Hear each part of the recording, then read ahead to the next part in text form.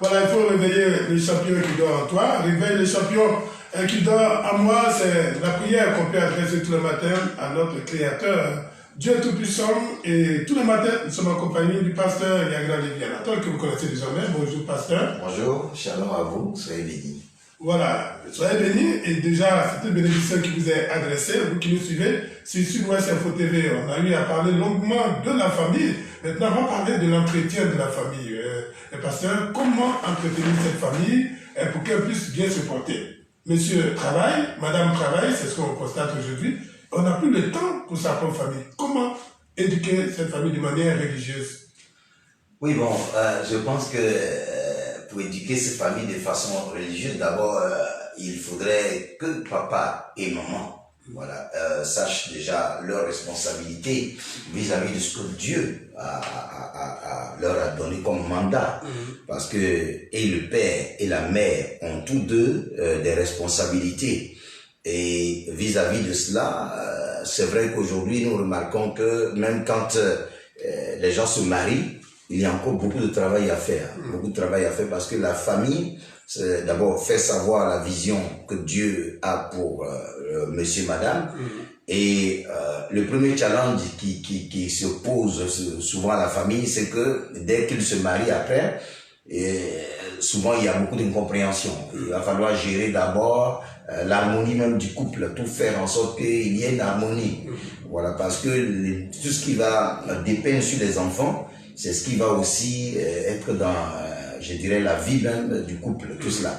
Donc cela aussi va compter dans cela. Donc ils devront relever ce défi d'être ensemble, le défi de comprendre la mission de Dieu pour la famille et qui commence déjà par monsieur et madame.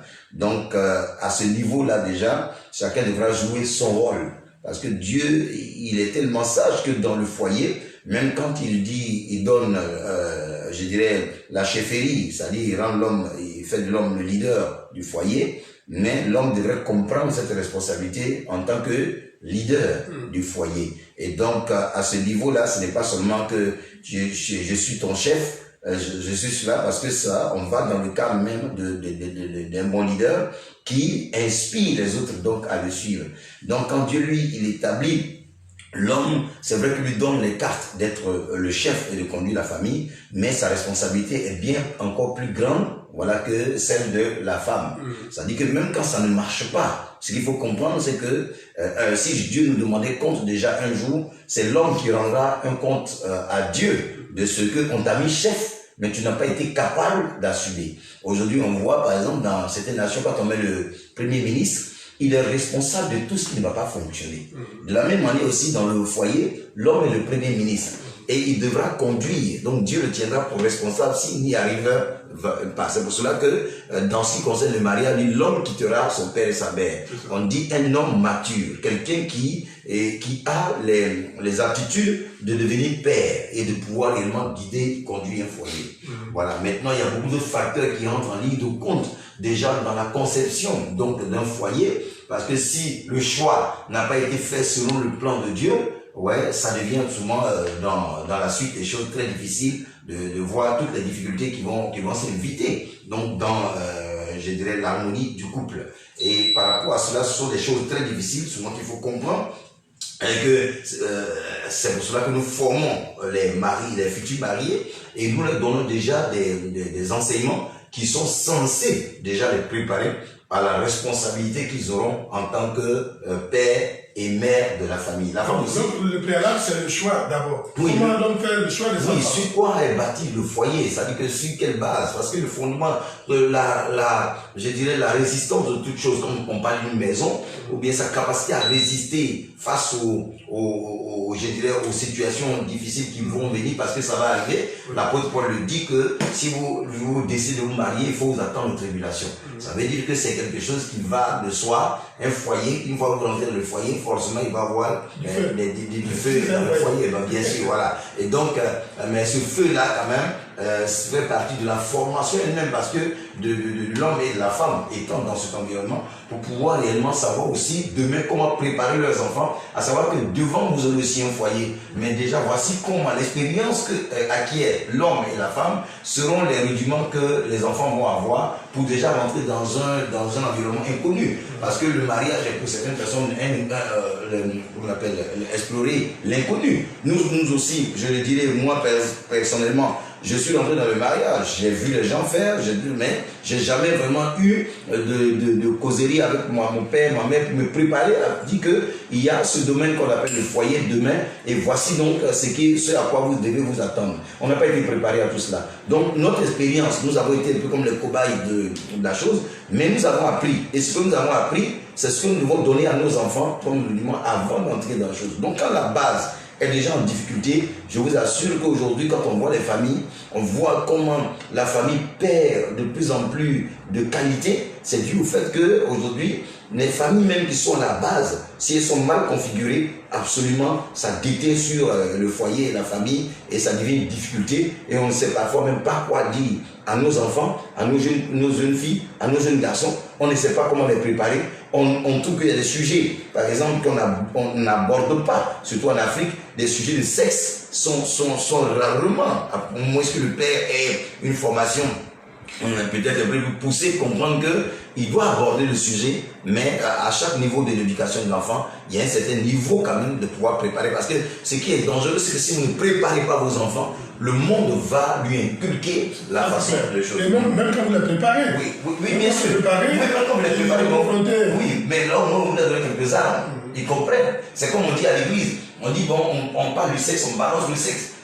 Bon, le sexe, c'est pas bon. Faut pas regarder les photos des femmes nues. Mais aujourd'hui, les photos de femmes nues, ça y est partout. Ça dit que vous dites aux gens de sortir des mondes dans lesquels ils sont en réalité. Ils sont obligés, ils vont voir ça. Mais donnez-leur les armes de combattre. Comment vaincre quand je vois? Mais il ne faut pas me dire qu'il ne faut pas voir, puisque j'ai les yeux pour voir. Donc c'est un peu ça. Les enfants seront confrontés à certaines choses. Si vous n'avez pas donné des armes pour qu'ils puissent se défendre face à cette situation en face, ils n'auront pas d'armes. Et donc ils seront en face de la situation et puis ils vont céder. Donc voilà autant de choses qui font que nous devons jouer notre rôle. Parce que les médias, il y a des médias qui sont instructifs, il y a des médias qui sont choses, mais aujourd'hui vous ne voulez pas, à partir même des portables, mais je vous assure, l'instruction, aujourd'hui il n'y a rien qui se cache. Quelque chose se passe quelque part, hier on pouvait cacher parce qu'on ne pouvait pas filmer la chose, mais aujourd'hui les gens, ils ont le moyen de filmer quelque chose même qui semble peut-être, quand on regarde quelque part, assez, qui frappe, qui frise même la moralité des gens, mais on te filme ça et on te balance ça. C'est une chaîne. Voilà. Donc, ce qui fait qu'il faut préparer les hommes à cette société. Donc, dans le foyer aussi, pour revenir au foyer, il faut préparer les enfants. Mais est-ce que la Bible a une partie où elle parle de l'éducation, par exemple, de Jésus? On sait que Jésus est venu sur la terre. Mais on a fait fi de la manière d'être éduqué. Peut-être que ça reste servi de modèle. Non, il y a une chose qu'il faut comprendre. Oui. Jésus ne devait pas être éduqué dans une famille, je dirais, céleste. Ah, ok. Bon, il devait être éduqué dans une famille normale, puisqu'il naît comme un homme normal.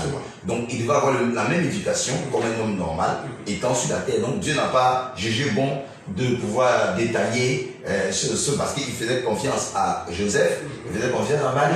Donc, ils lui ont donné effectivement ce qu'ils avaient en tant que chose, parce qu'avant que Jésus ne vienne, la famille existait déjà depuis tellement d'années. Il y avait quand même une belle expérience que la famille chrétienne avait déjà. Donc, comment éduquer l'enfant? Ils ont éduqué l'enfant selon les principes bibliques, c'est-à-dire enseigner l'enfant, voilà, et savoir corriger l'enfant.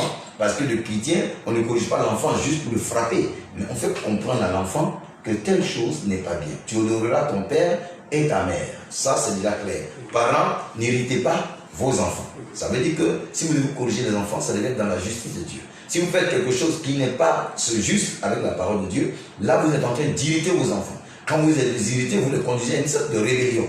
Donc ça va devenir un conflit dans le foyer, un conflit dans la famille. Et tout cela, ce sont des choses qui sont, depuis que la Bible, l'homme a été créé, Dieu a travaillé avec, je dirais, des personnes qui ont craint l'Éternel et qui ont eu des familles qui ont été quand même mises à part, de bonnes familles, comme on dirait. Mais en même temps que vous le dites, de ne pas irriter nos enfants, la Bible aussi demande à ce qu'on éduque les enfants avec une verge, c'est un bâton. Non, je tiens à vous dire que c'est quand on dit d'éduquer les enfants à la chose, la verge, elle fait partie.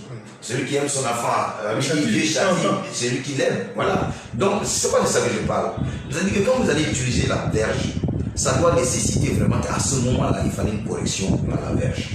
Mais s'il y a des personnes, par exemple, on le sait, il y a des parents qui ne savent pas éduquer en dehors de la verge.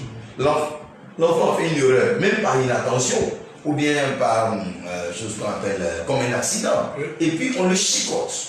Voilà. Ça veut dire qu'il faut mesurer les délits commis par l'enfant. L'enfant peut avoir fait quelque chose. Par exemple, il y a des enfants, par exemple, il fait caca dans son truc. Mais son âge fait que l'enfant ne devrait pas être frappé pour l'heure. On doit lui dire non, on ne fait pas ça. On essaie d'éduquer l'enfant. Et quand il atteint un certain âge et qu'il continue de le faire, là, on met la chicote pour qu'il ait peur, en ayant peur de la chicote, il puisse lui-même se raviser. Ça, c'est normal. Mais donc, je le dis que même quand on utilise la verge, mais tout dépend d'une question de verge. C'est une question d'éducation. L'éducation de la verge, elle vient là où la parole n'a pas pu faire effet. Où on sait que l'enfant comprendra que maintenant, on peut le châtier parce qu'il a fait quelque chose qui n'est pas bien et qu'il a fait de façon un peu consciente. Donc, voilà un peu, je dirais, la mesure dans laquelle il faudrait éduquer les enfants. Voilà, la mesure dans laquelle il faudrait éduquer donc nos enfants. On parle de l'entretien de la famille aujourd'hui. L'enfant, il faut le préserver, mais la femme que vous avez choisie selon la volonté de Dieu, comme vous l'avez dit, c'est le préalable, choisir une bonne femme. Et aujourd'hui, on constate que les femmes sont de moins en moins soumises. C'est un gros problème, pasteur. Oui, ça, on le remarque parce que moi, je le dis même au niveau des chrétiens. Voilà, au niveau des chrétiennes, je ne sais, puisque la Bible dit que tu ne divorceras pas. Bon, on le sait que le divorce n'est pas quelque chose que la Bible conseille. Jésus a été clair là-dessus. C'est à cause de la dureté de vos cœurs que Dieu a permis à Moïse de prescrire cette loi. Sinon, au commencement, il n'en était pas ainsi. C'est-à-dire, le premier homme et la première femme ont respecté ces principes. La femme était soumise à l'homme. L'homme devait jouer sa responsabilité d'aimer. Vous savez, ces deux mots-là sont deux mots qui vont tellement ensemble que quand vous n'avez pas compris, vous avez l'impression que quand quelqu'un aime sa femme, il fera finalement, il lui est soumis parce qu'il aime. C'est-à-dire, la soumission, l'homme ne doit pas se soumettre. Mais quand vous aimez bien votre femme, c'est comme vous la protégez. Mais il y a des fois, vous faites fi de votre autorité parce que vous aimez votre femme. Tout simplement ça. La femme aussi qui vient dans le foyer, elle qui sait que son mari l'aime, la soumission viendra viendra.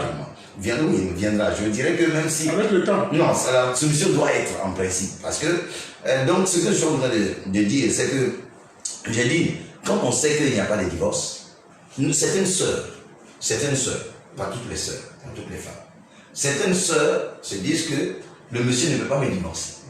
Parce que la Bible défend le divorce. Et le fait qu'elles comprennent ça de cette façon, bon, parfois, elles se laissent aller dans certaines choses pour dire, je vais le maltraiter. Mais un homme est un homme. Donc son ego d'homme peut le pousser demain, parce que vous n'êtes pas soumise à lui, d'aller dehors. Non, ça il faut le dire. Il y a beaucoup de chrétiens qui sont aujourd'hui, ils n'ont plus peur même d'aller coucher avec les femmes dehors.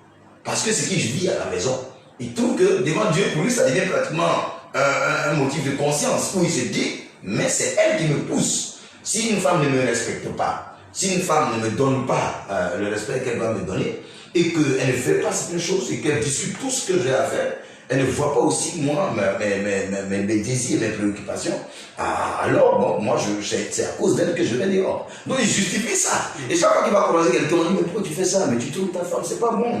Il va trouver le moyen d'expliquer ce qu'il vit chez lui à la maison. Vous voyez, vous. Et ça, il s'en fout un peu quelque part. Même si c'est pas Dieu, mais il dit à Dieu, mais Dieu, mais toi, tu vois. Voilà, c'est comme s'il trouve quelque part une justification, même devant Dieu, où il est capable de dire, il veut dire à Dieu, mais toi-même tu vois, cette femme qui a dit, elle sera soumise, mais elle n'est pas soumise. Bon, mais parfois, il faut reconnaître que quand on entre dans le problème de couple, les explications qu'on nous donne ne sont pas des vraies explications. Souvent, l'homme et la femme cachent leur jeu, parce que beaucoup de couples ont des problèmes, parce que la dimension sexuelle est un réel problème que tout le monde n'a pas le courage de pouvoir exposer. Et donc, le vrai problème, quand on n'identifie pas les causes, on ne peut pas avoir les vraies solutions. Donc, il y a parfois que moi, je suis allé gérer souvent, aider un couple à boaquer. J'ai quitté carrément Abidjan pour boaquer. Allez, régler le problème. Mais le monsieur vous explique, il a raison. La femme vous explique, elle a raison. Qui a tort? Là, il faut faire appel à son discernement. Voilà, donc maintenant, comprenez qu'il y a des situations. Il y a des non-dits même dans la chose. On ne le dit pas. Donc, ça pose des problèmes. Maintenant, parce que si on voit les hommes, aussi on a quelque chose à leur dire. C'est vrai que Dieu vous met chef, mais ne met pas pour être qu'on appelle le commandant ou bien service militaire. Non. Le tensionnaire. Voilà, tensionnaire, non. Tuer la femme. Non, voilà. C'est pour cela que la Bible dit que l'homme doit aimer sa femme. Donc la femme, quand vous partez prendre votre femme, vous devez être sûr que vous l'aimez. Voilà. Et vous êtes sûr vraiment que vous l'aimez. Et quand vous êtes sûr que vous l'aimez, vous devez aussi demander l'aide de Dieu de vous aider dans votre choix. Le choix, ce n'est pas Dieu qui fait le choix à votre place. C'est vous qui faites votre choix, mais il vous donnera quand même de savoir sur quoi baser vos critères. Quand je parle de vos critères, par exemple, vous n'allez pas demander une femme qui est claire, qui est grande de taille, qui a une belle poitrine. Bon, si vous allez sur cette base, Dieu n'est pas avec vous. Mais si vous allez sur les bases d'une femme qui craint Dieu. Mais puisqu'on doit l'aimer, non, c'est on doit l'aimer, la femme qu'on oui, mais on doit avoir les critères quand même de soi. Même si vous avez les critères physiques ne devraient pas être des critères prioritaires. Oui. Vous devez avoir des critères, parce que ce qui va garder le foyer, c'est une femme qui craint Dieu. Voilà, comme quelqu'un disait, aujourd'hui dans le monde, quand tu vois une belle femme comme ça, tu es sûr, une belle femme là, il n'y a pas de fidèle dans la belle femme. Parce qu'elle sait qu'elle a des atouts. Et si elle n'a pas la crainte de Dieu, mon frère, quel que soit ce que tu vas faire, elle sait qu'elle a des atouts. Ce que tu veux dire, même ministre même peut l'aborder, président même peut l'aborder. Donc, elle peut te zapper si elle n'a pas la crainte de Dieu. C'est pour ça que je parle de savoir établir les choses importantes vis-à-vis des choses urgentes. Je veux une femme bien, devant mes amis, oui, mais il faut que ce soit une femme qui... Mais est-ce que ce n'est pas ça qui fait qu'il y a beaucoup de divorces dans le couple chrétien? Parce qu'on met en avant le côté spirituel. Or, pour aimer quelqu'un, il faut avoir, par exemple, ses critères. Jean-Baptiste, je veux dire une chose. Dieu, il est tellement sage que pour ce qui concerne l'amour d'aimer une femme, c'est parce que souvent on est pressé. Vous savez, on a un temps qui n'est pas le temps de Dieu, forcément. Sinon, il y a de belles femmes qui craignent le Seigneur. Vous comprenez? Il y a de belles femmes qui craignent le Seigneur. Maintenant, il y a beaucoup d'autres facteurs qui rentrent en ligne de compte aussi dans le foyer. C'est pas que quand Dieu vous avez fait un choix, et puis le choix sera complètement, automatiquement propre. Non. Chaque homme fera sa femme, chaque femme fera son homme. Mais tout cela se fait dans un esprit de patience, de prière, de tout ça. Ça veut dire que votre foi va jouer sur là encore. Par exemple, moi je prends un exemple, je le dis. Dieu m'a fait grâce d'avoir une belle femme. Si on dit belle, belle. Mais quelqu'un me dit, mais comment il a fait? Non, j'ai prié Dieu. Moi, je servir le Seigneur. Quelqu'un vous dira par exemple que la beauté est relative. Oui, bon, ça aussi, c'est clair. Bon, moi, je trouve que c'est cette femme-là que j'ai belle pour moi. Mais en même temps, pendant que c'était dans le ministère même que j'ai rencontré ma femme. Dans le ministère que j'ai rencontré ma femme, mais cette femme-là, j'ai su que c'était cette-là ma femme, parce que je vais demander des signes à Dieu. Le jour où je vois ma femme, il faut que je la reconnaisse. Le jour où je vois ma femme, il faut que je la reconnaisse. Donc, je ne suis pas parti les critères, non, grosses, tout ça, c'était pas là. Moi, je dis, Seigneur, donne-moi l'aptitude de pouvoir reconnaître ma femme. Quand je me suis mis avec ma femme, aujourd'hui, on a 23 ans, 24 ans de mariage.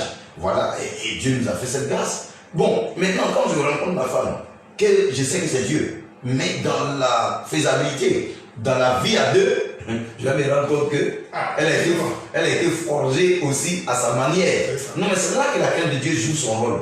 C'est même que je crains Dieu. Ce que nous avons dit, peut-être que je ne vais pas sentir qu'elle est soumise à moi. Donc tout de suite, je sens qu'il y a des fois des défis, n'est-ce pas? Mais qu'est-ce qui va permettre je serai patient de relever ces défis-là en demandant à Dieu de changer le cœur de mon épouse. En même temps aussi, en me révisant moi-même, de savoir est-ce que je ne fais pas quelque chose aussi qui pousse à cela. Est-ce que vous comprenez?